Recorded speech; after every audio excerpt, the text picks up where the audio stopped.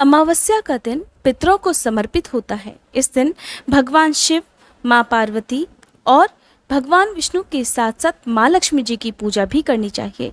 साथ ही इस दिन पीपल के वृक्ष की पूजा करने से सभी पितरों का भी आशीर्वाद प्राप्त हो जाता है। आज आषाढ़ अमावस्या के दिन सुनिए अमावस माता की कथा। कथा प्रारंभ करने से पहले आप सभी से अनुरोध है, कमेंट बॉक्स में अमावस माता की जय जरूर लिखिएगा। पौराणिक कथा के अनुसार एक गांव में सास और बहू अकेले रहते थे और उनका बेटा विदेश में कमाने के लिए गया हुआ था। सास और बहू बहुत प्रेम से रहते थे। दोनों एक दूसरे की देखभाल भी करते थे। एक दिन बहू ने खाना नहीं खाया, तब सास बहू से पूछने लगी कि बेटा, आज तुमने खाना क्यों नहीं खाया? तब बहू कहने लगी, सासू माँ, आज मेरा अमावस माता का व्रत है, इसीलिए मैंने खाना नहीं खाया। तब सास ने कहा कि बहू, ये व्रत क्या होता है और इस व्रत को करने से क्या फल मिलता है, मुझे भी समझाओ। तब बहू कहने लगी कि सासू माँ, अमावस माता का व्रत करने से बहुत पुण्य मिलता है। घर में अन्न धन बना रहता है, सुख शांति बनी रहती है और अटल सुहाग मिलता है, पुत्र की प्राप्ति होती है। इसी तरह से 3 पनौती अमावस माता का व्रत भी रखा जाता है।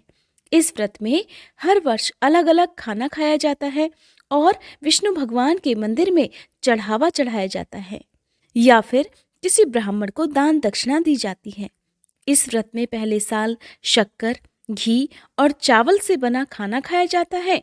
पहले साल व्रत पूर्ण होने के बाद 1.25 किलो चावल और 1 कटोरी घी और 1 कटोरी शक्कर का दान किसी ब्राह्मण देवता को दान में दिया जाता है। दूसरे साल जौ, घी और शक्कर से बना खाना खाया जाता है। इसी तरह जब दूसरे साल का व्रत पूर्ण हो जाए, तब 1.25 किलो जौ, 1 कटोरी घी और 1 कटोरी शक्कर किसी मंदिर में चढ़ाया जाता है या किसी ब्राह्मण को दान में देना होता है। तीसरे साल गुड़, तिल और घी से बने व्यंजन खाने चाहिए। जब तीसरे साल व्रत पूर्ण हो जाए, तब आधा किलो तिल, गुड़ और 1 कटोरी घी किसी मंदिर में चढ़ाया जाता है या ब्राह्मण को दान में दिया जाता है। इसे ही सासू माँ 3 पनौती अमावस्या का व्रत कहा जाता है। फिर बहू बताने लगी कि माँ जी, इस व्रत का संकल्प लेने के बाद इसे पूरा करना जरूरी होता है। अगर पूरा नहीं कर सकते, तब घर परिवार में झगड़ा और घर में अशांति हो जाती है। तब सासू माँ कहने लगी कि बहू, मेरी तो उम्र हो गई है, लेकिन तुम ये व्रत जरूर करना। और तब बहू ये व्रत करना प्रारंभ करती है। एक दिन बहू ने किसी के कहने पर गेहूं से बनी रोटी खा ली और अमावस माता इस बात से नाराज हो गई। जो सास और बहू कभी बहुत प्रेम से रहती थी, अब उन दोनों में झगड़े होने लगे। सभी गांव वाले भी हैरान हो गए कि इनके घर में ये सब क्या हो रहा है। सास अपनी बहू को कहने लगी, जब से तुम हमारे घर में बहू बनकर आई हो, तब से हमारे घर की लक्ष्मी चली गई है। तुम हमारे लिए बिल्कुल शुभ नहीं हो। तब बहू ने कहा कि माँ जी, आपके घर की लक्ष्मी चली गई है, तो मुझे बताओ कि कहाँ मिलेगी, मैं लक्ष्मी को लेकर आऊंगी। तब सासू माँ कहने लगी कि बहू, लक्ष्मी तुम्हें समुद्र के बीच में भगवान विष्णु के पैर दबाते हुए मिलेंगी। तब बहू ये कहकर चली जाती है कि माँ जी, अब तो मैं लक्ष्मी जी को लेकर ही आऊंगी, नहीं तो मैं इस घर में पैर नहीं रखूंगी। ऐसा कहकर बहू लक्ष्मी की खोज में चली गई। जब बहू लक्ष्मी की खोज के लिए निकली, तब उसे बीच रास्ते में गाय मिली। गाय बहू से पूछने लगी कि आप कहाँ जा रही हैं? तब बहू कहने लगी, हे गाय माता, मेरी सास कहती है कि मेरे आने से उनके घर में अन्न धन की कमी हो गई है और उनके घर की लक्ष्मी चली गई है, तो मैं लक्ष्मी को लेने जा रही हूँ। तब गाय माता कहने लगी, हे बेटी, अगर तुम जा ही रही हो तो भगवान से मेरे बारे में भी पूछ लेना। तब बहू कहने लगी, ठीक है गाय माता, मैं आपके बारे में भी पूछ लूंगी। तब गाय माता कहने लगी कि जब मेरा बछड़ा होता है तो वो मर जाता है, जिंदा नहीं रहता। तुम लक्ष्मी जी से पूछ लेना कि आखिरकार मेरे साथ ऐसा क्यों हो रहा है, मैंने ऐसे कौन से कर्म किए हैं जिसकी सजा मुझे मिल रही है। तब बहू कहने लगी, गाय माता, मैं आपके बारे में जरूर पूछ लूंगी। ऐसा कहकर बहू आगे बढ़ गई। जब आगे बढ़ी, तब रास्ते में उसे एक घोड़ी मिली जिसके गले में घंटी बंधी हुई थी। घोड़ी ने भी कहा कि बेटी, तुम मेरे दुख का निवारण लक्ष्मी जी से पूछ लेना। तब बहू कहने लगी, मैं जरूर पूछ लूंगी। ऐसा कहकर बहू आगे बढ़ गई। आगे जाते ही बहू को एक अंधा और बहरा बुजुर्ग मिला। उसने भी बहू से अपनी समस्या के निवारण के लिए पूछने का कह दिया। तब बहू उसकी समस्या भी भगवान से पूछने का कहकर आगे बढ़ गई। आगे जाते ही बहू को एक बूढ़ी औरत मिली जो कि हाथ और पैर से अपाहिज थी। उसने भी बहू से कहा कि बेटी, जब तुम भगवान से मिलो तो उनसे पूछना कि आखिरकार मैं अपाहिज क्यों हुई, मैंने ऐसे कौन से कर्म किए थे। तब बहू उसकी समस्या पूछने के लिए तैयार हो गई और फिर आगे बढ़ गई। आगे जाते जाते बहू बहुत थक गई और एक आम के पेड़ के नीचे बैठ गई। आम का पेड़ बड़ा खुश होकर बहू से पूछने लगा कि बेटी, तुम कहाँ से आई हो और कहाँ जा रही हो। तब बहू कहने लगी कि वो लक्ष्मी जी को लेने जा रही है। तब पेड़ भी अपनी समस्या भगवान से पूछने के लिए कहने लगा कि मेरे पेड़ पर लगे हुए आम खट्टे ही क्यों होते हैं, इस बारे में बहू रानी भगवान से जरूर पूछ लेना। तब बहू पेड़ की समस्या लेकर आगे बढ़ गई। थोड़ी दूर जाने पर बहू को एक तलाई मिली। वो भी बहू से कहने लगी कि बहू, तुम भगवान से पूछना कि मेरी तलाई का पानी इतना मैला क्यों है, कोई भी यहाँ आकर पानी नहीं पीता। तब बहू कहने लगी, जरूर पूछ लूंगी। ऐसा कहकर बहू आगे बढ़ गई। बहुत दिन से जंगल में चलते चलते बहू थक गई थी।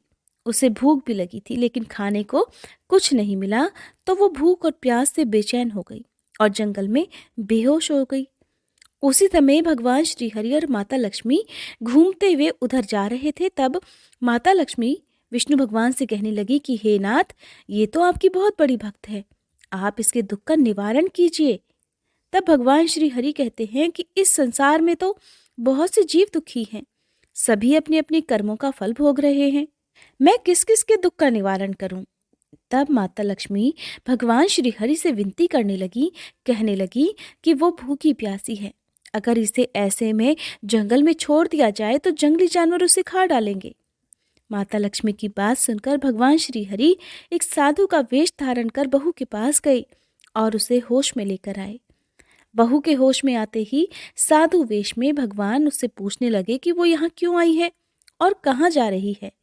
तब बहू ने सारी बात बता दी। उसकी बात सुनकर भगवान श्री हरि और माता लक्ष्मी प्रकट हो गए। उनके साथ साथ प्रकट हुई अमावस माता भी। बहू ये सब देखकर उनके चरणों में गिरकर उन्हें प्रणाम करने लगी। तब अमावस माता बहू से कहने लगी कि बेटी, तूने मेरे व्रत को खंडित किया है, इसी की सजा तुझे मिली है, लेकिन अब मैं तुझे क्षमा करती हूँ। अब तुम घर को जाओ, तुम्हारा घर अन्न और धन से भर जाएगा, तुम्हारा घर सुंदर महल में बदल जाएगा और तुम्हारी सभी मनोकामनाएं भी पूर्ण हो जाएंगी। ये सब होने के पश्चात बहू ने रास्ते में जो जो भी मिला था उन सभी के दुखों का निवारण करने के लिए विनती की। तब भगवान श्री हरि कहने लगे कि गाय ने कभी अपना दूध किसी और को नहीं पिलाया, इस कारण उसके बछड़े जिंदा नहीं रहते, तुम उसका दूध पी लेना, फिर उसके बाद उसके बछड़े जिंदा रहने लगेंगे। और घोड़ी पिछले जन्म में आटा पीसने वाली महिला थी, वो किसी को आटा पीस कर नहीं देती थी, इसीलिए उसके गले में चक्की के पाट बंधे हुए हैं, तुम उसके पाट खोल देना, वो बिल्कुल ठीक हो जाएगी। और वो बुजुर्ग कभी भगवान के मंदिर नहीं गया, ना ही कभी उसने भगवान के भजन सुने, तुम उसे ले जाकर मंदिर में दर्शन करवा देना, इससे वो ठीक हो जाएगा। अपाहिज महिला, उसने कभी अपनी जवानी में दान पुण्य नहीं किया, उसकी ये सजा मिली है, तुम उससे कुछ भी दान करवा देना तो उसकी विकलांगता दूर हो जाएगी। और वो आम का पेड़, उसने तो कभी अपने पेड़ के आम किसी बच्चे को खाने नहीं दिए, इसी कारण उसके सभी आम खट्टे होते हैं। अब तुम उस पेड़ का आम खा लेना, फिर उसके बाद से उस पेड़ पर मीठे आम आने लगेंगे।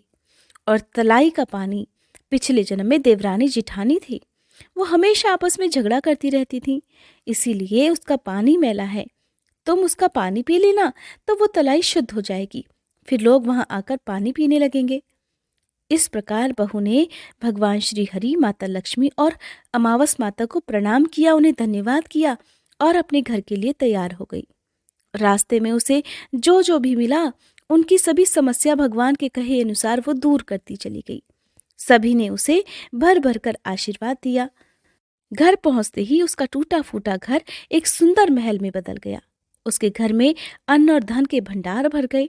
अब बहू ने सासू माँ से कहा कि सासू माँ, आपने तो सच में कहा था कि मैं आपके लिए शुभ नहीं हूँ।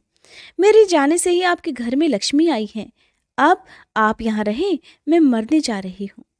तब सास ने कहा, बेटी, ये सब तुम्हारे अमावस माता के व्रत करने का फल ही हमें मिला है। तुम यहीं पर रहो, अब तुम यहाँ से कहीं नहीं जाओगी। इस प्रकार सास और बहू खुशी खुशी रहने लगे। और फिर एक दिन सास का बेटा भी विदेश से वापस लौट आया और घर में जब उसने खूब धन दौलत और धन के भंडार देखे, तब उसकी माँ ने सारी बात अपने बेटे को बता दी। इस प्रकार वह लोग खुशी खुशी रहने लगे और तीनों मिलकर अमावस माता के व्रत रखने लगे। बोलिए अमावस माता की जय। हे अमावस माता, इस कथा को कहने, सुनने और हुंकारा भरने वाले सभी भक्तों के घर में धन धान्य के भंडार भरना, सभी की रक्षा करना।